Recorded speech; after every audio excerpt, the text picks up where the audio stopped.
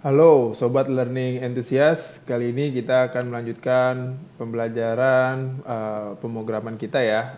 Dan pada kesempatan kali ini kita akan coba masuk ke dalam subkonten keempat untuk membuat beberapa objek dari kelas Python. Oke, langsung saja kita lihat praktiknya seperti apa. Kalau sebelumnya kita buat program mobil. Nah, sekarang kita akan coba membuat program karyawan ya, di mana nanti wadahnya kita buat sebagai karyawan.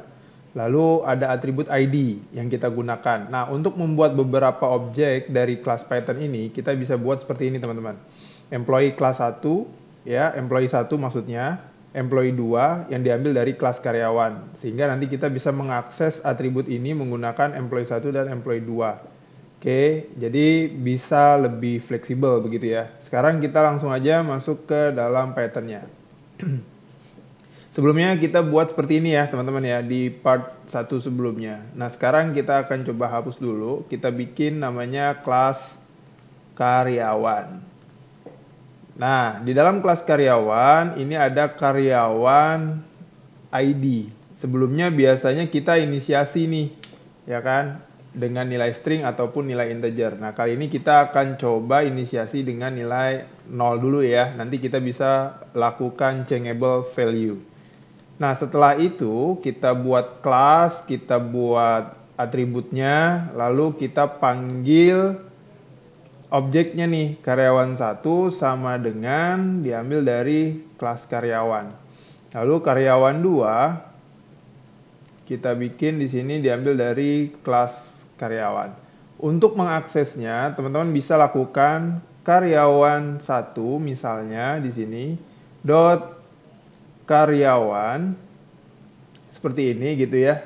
Ini kita buat di sini dot karyawan ID, nilainya misalnya di sini 1001. Berarti artinya kita isi ini yang disebut sebagai changeable value, karena di sininya kita deklarasikan karyawan ID-nya dimulai dari 0 ya.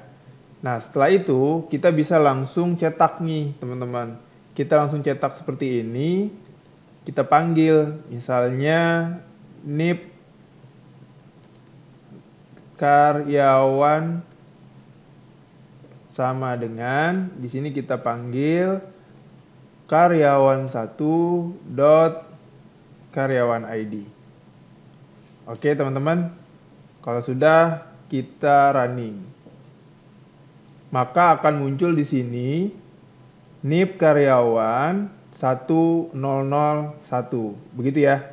Nah, untuk membuat karyawan yang kedua, ini kan kita udah buat ya objek yang kedua yaitu karyawan yang kedua. Kita bikin lagi di sini diambil dari objeknya karyawan 2 dot karyawan ID, ini kita isi misalnya yang kedua.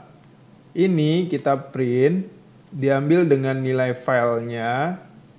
Ini nilai stringnya. Nip karyawan 2. Ini kita buat karyawan ya, tadi typo. Karyawan 1. Nah, di sini kita tinggal sama dengan panggil lagi untuk nilai yang karyawan 2, teman-teman. Nah, kalau sudah kita running. Oke, maka akan muncul nip karyawan yang ke-1 dan yang kedua dengan nilai yang kita input di sini ya, teman-teman. Sebelumnya belum kita deklarasikan. Ini disebutnya changeable value. Dan inilah cara untuk kita bisa membuat multiple object di kelas Python ya, teman-teman ya. Employee yang pertama dan employee yang kedua. Oke, teman-teman, segitu dulu untuk praktik kita kali ini. Ikutin terus video selanjutnya. Thank you.